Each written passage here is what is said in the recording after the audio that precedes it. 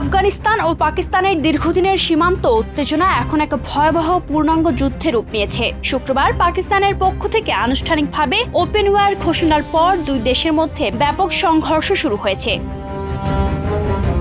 শুক্রবার ভোরে পাকিস্তান বিমান বাহিনী আফগানিস্তানের রাজধানী কাবুল, কান্দাহার এবং পাকতিয়া প্রদেশের কৌশলগত সামরিক স্থাপনাগুলোতে শক্তিশালী বিমান হামলা চালায়। পাকিস্তান এই অভিযানের নাম দিয়েছে অপারেশন গজব লিল হক।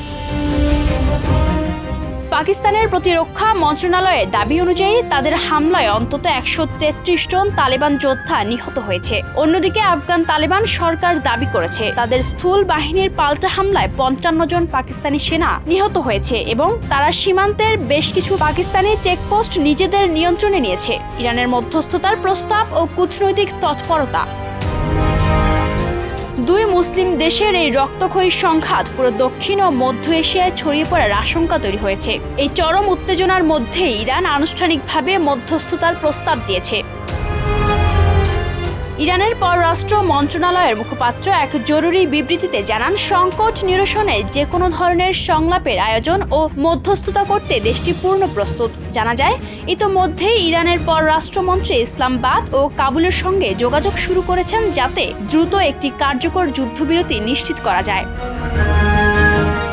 পাকিস্তানের অভিযোগ, নিষিদ্ধ ঘোষিত সংগঠন তেহরিক-ই-তালেবান পাকিস্তান আফগান ভূখণ্ড ব্যবহার করে পাকিস্তানে সন্ত্রাসী কর্মকাণ্ড চালাচ্ছে। অন্যদিকে তালেবান প্রশাসন এই অভিযোগ অস্বীকার করে পাকিস্তানের আকাশসীমা লঙ্ঘন এবং বেসামরিক নাগরিক নিহতের বিষয়টিকে উস্কানিমূলক বলে অভিহিত করছে। গত কয়েক মাসের ছোট ছোট সীমান্ত সংঘর্ষ আজ পূর্ণাঙ্গ যুদ্ধে রূপ নিল।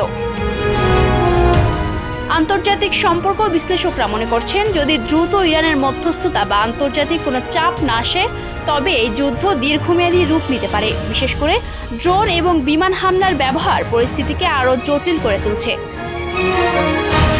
Ayesha Akter Swarna, campus Times.